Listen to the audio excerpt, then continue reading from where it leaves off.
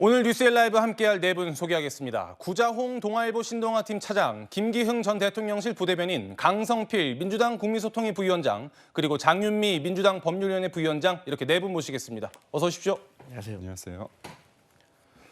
오늘 오후에 국민의힘이 정부와 대통령실과 함께 민생안정 대책을 논의할 예정입니다. 올해 추석을 앞두고 민생안정 대책과 함께 전기차 안전관리 대책 등을 마련할 걸로 보이는데요. 구자홍 소장님, 네. 어떤 내용들이 담길까요? 오늘 그 고위당정 회의는 한동훈 그 대표 체제가 들어선 이후에 두 번째로 열리는 고위당정 협의회입니다.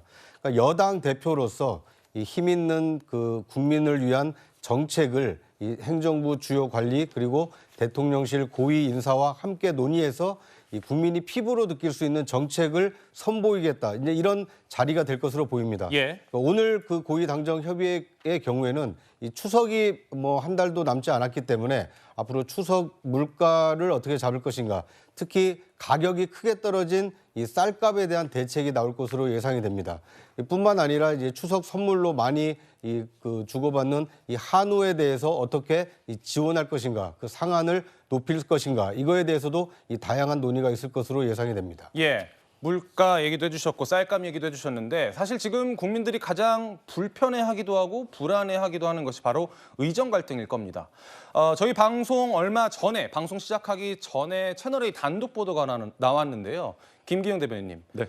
한동훈 대표가 지난주에 박단 전공의협회 회장과 비공개 회담을 가졌다고 합니다. 네, 그렇습니다. 저도 몰랐는데요. 지금 시작하기 전에 들었는데 한동훈 대표가 전공의 측 얘기를 쭉 들었고요. 만나서 박단 회장의 한 대표가 의대 파업 장기화 사태에 대해서 뭔가 중재적인 어떤 역할을 해달라 그런 얘기를 했는데 예. 사실 조금 어려운 면이 없지 않아 있는 것 같습니다. 뭐냐면 무엇보다도 전공의 쪽에서 의료계 쪽에서 제일 주장하는 게 보면 의대 정원 계획하고 필수 의료 정책 패키지에 대해서 완전히 백지화해달라는 부분 아닙니까? 예. 근데 의대 정원 부분은 내년도는 이미 정해졌고요. 그게 입시에 반영이 됐습니다. 그런 차원에서 한 대표가 의대 정원 부분 관련해서는 이런 부분에 대해서는 좀 불가피한 부분에 대해서는 설명을 한 것으로 좀 알려져 있고요. 예. 다만 이제 전공의 부분에 대해서는 어떤 처벌 그런 부분이 있지 않습니까? 네. 그 부분에 대해서 좀 완화할 수 있는 부분에 대한 어떤 논의를 얘기를 좀 한 것으로 좀 알려져 있고 무엇보다도 저는 의료 케이스, 의대 정원에 대해서 그 방향성 많이 늘려야 된다는 부분들은 사람들이 어느 정도 다 공감을 하고 있고요. 예. 무엇보다도 생명과 직결된 필수 의료 분야에 있던 사람들이 거기 많이 모여야 되는데 피부나 그런 것처럼 좀 돈이 많이 되는 쪽으로 사람들이 몰린다는 그런 부분에 대한 문제점은 인식하고 있습니다. 예. 그러니까 공감대는 돼 있는데 이 문제가 너무 장기화되다 보니까 응급실 뺑뺑이도 그렇고 코로나 상황이 좀 안 좋아지면서 많은 우려를 하고 있거든요. 예. 그런 관점에서 볼 때 당대표가 대통령과의 어떤 채널을 통해서 이 부분에 대해서 뭔가 새로운 어떤 방향, 어떤 구체적인 대안을 저는 좀 내놔야 된다고 그런 시기라고 봅니다. 어떻게 실마리가 좀 풀릴 수 있을까요? 아무래도 이 부분에 있어서는 실질적으로 국민들의 어떤 생명과 안전에 직결되는 문제인 만큼 대통령실에서도 그리고 정부에서도 이 부분에 대해서 적극적으로 봐서 합의점을 좀 찾아야 되고 무엇보다도 지금 이재명 대표와의 어떤 여야 회담이 이재명 대표 코로나 때문에 미뤄졌지만 이거는 좀 선제적으로 굳이 만나지 않더라도 야당도 이 부분에 대해서 적극적으로 얘기해서 합의점을 좀 도출해야 된다고 봅니다. 알겠습니다. 우선 새로운 소식들 그리고 오늘 있을 예정 이런 소식 말씀을 드렸는데요. 오늘 저희가 짚어볼 것은 국민의힘의 한동훈 대표 그리고 민주당의 이재명 대표 이 두 체제가 이제 출발을 했는데 이 상황에서 각 체제만의 변화된 점 혹은 위험한 점들을 짚어보고요. 그다음에 이 여야가 언제쯤 만날 수 있을지를 분석해보는 그런 순서로 한번 이야기를 해보려고 합니다. 먼저 여당 이야기를 해보겠습니다. 한동훈 대표가 취임한 지 이제 막 한 달 지났습니다. 한 대표는 취임 한 달 기자회견에서 이렇게 이야기를 했습니다.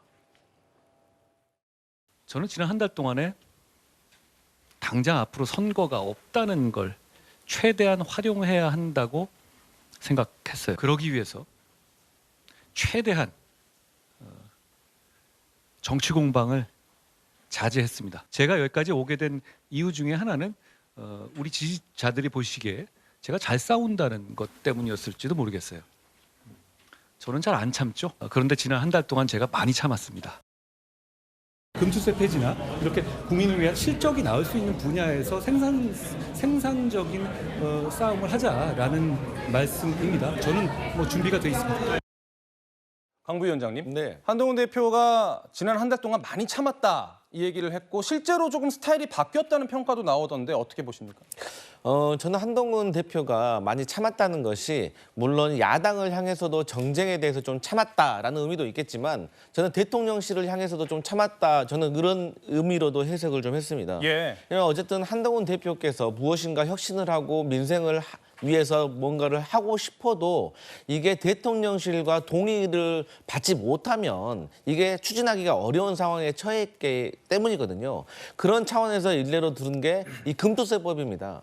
사실 금투세는요, 이 1,400만의 주식시장 이 투자자들을 고려한다면, 위한다면 금투세보다 뭐 주주 환원이라든지 물적 분할이라든지 이런 것들이 훨씬 시급하고 중요한 문제예요. 그렇기 때문에 저는 한동훈 대표가 결국에는 이 정쟁을 풀고 야당과 협치를 통해서 민생을 해결을 하려면 저는 최혜병 특검을 결과적으로 해결을 하고 나서야 야당과 어떤 양보와 어떤 협치를 통해서 더 나은 민생을 좀 살필 수 있는 길이 열릴 것이다. 저는 그렇게 보고 있습니다. 알겠습니다. 김 부대변님, 최근에 한 대표가 좀 본인에게는 껄끄러울 수 있는 그런 인사들과의 만남도 네. 갖고 있고 당내 저변을 좀 넓히려는 그런 시도가 아니냐 이렇게 분석이 나오더라고요. 저는 되게 긍정적으로 봅니다. 한동훈 대표가 말을 잘한다는 거는 많은 분들이 다 알고 있는데 정치인에 있어서 가장 중요한 게 경청입니다. 예. 리더십에 있어서 가장 중요한 게 경청인데 저희가 전대 과정에서 볼 때 한동훈 대표가 어떤 경쟁을 하다 보니까 질의응답을 하는 과정에서 소위 말해서 질문을 꼭 잘라 먹고 확 들어가는 경향이 있지 않았습니까? 그런 부분에 있어서 많은 분들이 여당 대표인 만큼 뭔가 본인의 말도보다는 뭔가 경청하고 그다음에 사람들의 그런 여러 가지 의견을 모아서 의견을 하는 게 좋다고 그런 부분이 있었는데요. 저는 최근에 그 한동훈 대표가 그런 표현을 했습니다. 본인이 설득당할 용의가 있다 이런 얘기를 했는데 이게 되게 중요한 포인트입니다. 그러니까 본인의 생각이 맞기 때문에 누군가 설득해서 뭔가 관철하겠다가 전제였는데 그러니까 당내 이견이 있으면 본인 또한 열심히 노력하겠지만 이견이 있다면 그걸 들어보고 본인도 설득당할 용의가 있다고 얘기했거든요. 저는 그 용의를 용기라고 좀 표현하고 싶습니다. 그리고 알겠습니다. 그러니까 그런 관점에서 사람들을 많이 만나보고 전대 과정에서 조금 불편한 사람도 같이 한다는 그런 차원이 무엇보다도 한동훈 대표에게 요구되는 상황이고 실제로 하고 있다고 봅니다. 예, 알겠습니다. 여론조사를 하나 보여드리겠습니다. 한 대표가 이렇게 행보를 보이는데도 국민의힘의 지지율은 힘을 못 쓰는 그런 모양새가 나옵니다. 보수 정체성을 보여주는 것에 결국은 한계가 있는 것 아니냐 이런 지적인데 장유미 변호사께서는 네. 어떻게 보실까요? 사실 한동훈 당대표 체제가 한 달 이제 됐습니다. 그렇다면 한동훈 대표는 그 보수의 정말 코어 지지층의 지지는 굳건히 받고 있기 때문에 외연 확장이 상당히 중요할 텐데요. 그런 점을 의식해서 사실상 출사표를 던질 때도 최상병 특검 안 받을 도리가 국민의힘으로서는 없다. 이런 국민께 약속을 드린 부분도 있습니다. 그런데 약간 갈팡질팡하고 우왕좌왕 하는 모습들, 중도 확장성과 중도 유권자들을 이렇게 국민의힘 지지자로 끌어오기 위한 어떤 외연 확장 이런 부분과 관련해서 정책적인 정합성 이런 게 아직은 잘 보이지 않기 때문에 반사적으로 민주당이 전당대회 국면에서 일단 지지율이 떴기 때문에 거기에 따른 좀 대비 효과가 있다는 그 점을 감안하더라도 좀 아쉬운 수치로 지금 드러나고 있지 않나 싶습니다. 알겠습니다. 한 대표는 민생에 집중하겠다, 당내 갈등 최소화하겠다라는 것에 이제 집중하고 있는 그런 모양새인데 사실은 언급 나왔습니다만 최상병 특검법 같은 경우에는 여야 쟁점이기 이전에 당내 이견도 큰 게 사실입니다. 민주당의 이재명 대표는 한 대표에게 권한이 있는지가 중요하다 이런 지적도 했는데요. 일단 목소리 듣고 이야기 이어나가겠습니다.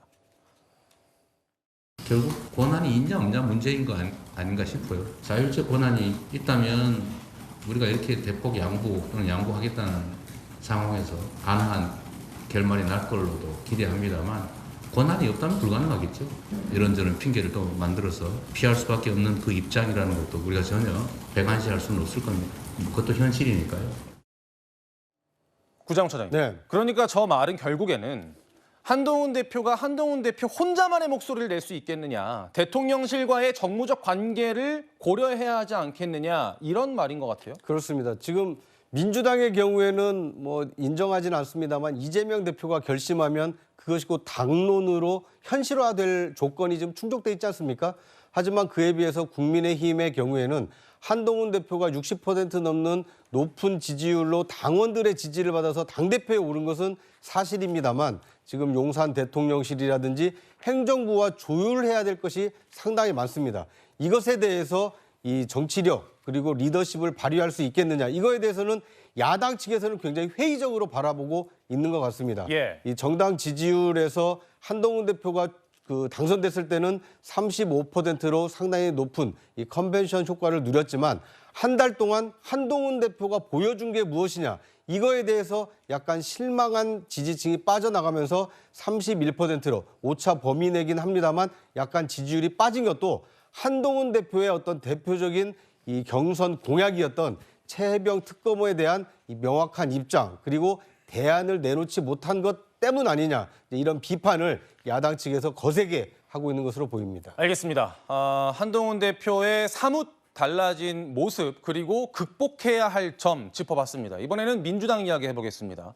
이재명 대표의 2기 지도부 체제 나왔죠. 출범했습니다. 지금은 이제 코로나 확진으로 병원에 입원해 있는 상황인데 이재명 대표가 당대표 연임에 성공하면서 체질 개선에 나서고 있다, 이런 이야기 나옵니다. 김 부대변인님, 네. 결국에는 금투세라든지 종부세라든지 이런 부분에서 약간 좀 유연한 입장 보이고 있어서 그런 이야기 나오는 것 같은데 어떻게 평가하십니까? 네. 이재명 대표 입장에서는 지금 마음이 콩밭에 있는데 그게 뭐 사실 당연한 겁니다. 대선을 염두한 포석이라고 보고요. 무엇보다도 금투세는 이제 1,400만 개미들의 어떤 관심사고, 종부세 같은 경우도 2022년 대선에서 24만 표 정도 차이로 졌거든요. 근데 서울에서 31만 표 차이로 어떻게 보면 졌습니다. 그렇기 때문에 31만 표 종부세의 어떤 이 부분에 있어서 민주당이 어떤 이제까지의 어떤 관점에서 좀 벗어나서 좀 종부세를 완화하거나 폐지한다면 그 부분에 있어서 본인의 대선 가도에 있어서 충분한 어떤 득점 포인트가 될 수 있다는 부분이 있는 거고요. 예. 한편으로는 전 그렇습니다. 모든 게 이제 양이 있으면 음이 있는데요. 이번 전대를 통해서 이재명의 확실한 당이 장악됐습니다. 근데 저는 비유를 하자면 이재명의 몸집은 커졌는데 컵은 굉장히 커지지 않았습니다. 그러다 보니까 몸은 커졌는데 컵은 그대로라 보니까 민주당의 외연이 넓혀지지 않았거든요. 예. 그런 관점에서 봤을 때 본인의 이제까지의 어떤 강한 리더십, 그다음에 민주당을 공고화하는 데 있어서 쓰임이 됐던 더민주 혁신회의가 도리어 어떤 장애 요소로 될 수 있기 때문에 이분들에 대해서 자연스럽게 뭔가 뒤쪽으로 좀 빠져야 되는 거 아니냐는 게 당내 목소리가 있거든요. 예. 그런 관점에서 이런 흐름은 좀 이어질 것이라고 봅니다. 지금 방금 언급해 주신 혁신회의 여쭤보지 않을 수가 없는데요. 네. 사실 이 모임이 이재명 대표의 친위 부대라는 이야기도 돌 정도로 핵심 모임이었는데 어떻게 당내에서 조금 뒷전으로 되고 있는 건가요?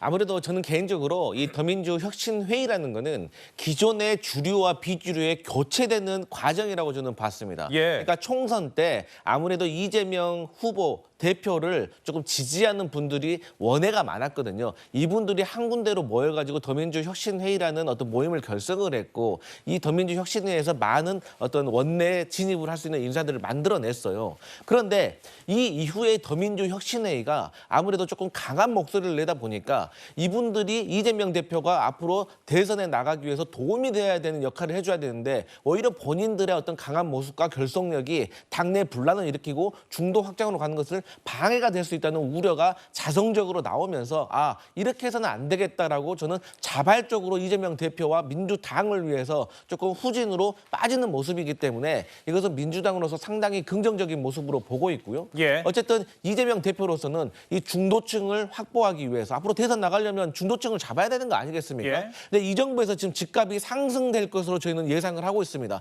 그러면 당연히 종부세가 다음 대선에서도 큰 이슈가 될 겁니다. 그렇기 때문에 저희 민주당으로서 이재명 대표로서는 이 중도층과 서민을 함께 잡기 위해서 이 종부세라든지 상속세 그리고 또 서민들을 위해서 민생회복 지원금, 기본사회를 주장하는 것이라 이해하시면 될 것 같습니다. 알겠습니다. 그렇다면 이재명 대표가 극복해야 할 점도 한번 짚어보겠습니다. 장 변호사님. 네.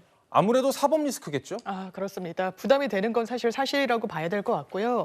원래는 결심 공판이 예정대로 이루어졌다면 10월 중에는 2건의 그러니까 공직선거법 위반과 위증교사와 관련해서는 1심 판결이 나오지 않을까라고 생각되는 부분이 있었습니다. 하지만 지금 이제 코로나에 걸려서 입원 치료 중에 있기 때문에 수년해가지고 그 스케줄도 미뤄질 수밖에 없는 그런 상황인 걸로 보이는데 지금 뭐 유무죄를 확답해가지고 단언할 수 있는 단계는 아니어서 이 부분과 관련해서는 아마 사법 리스크라는 그 여진이 당분간은 계속될 것 같습니다. 예, 알겠습니다.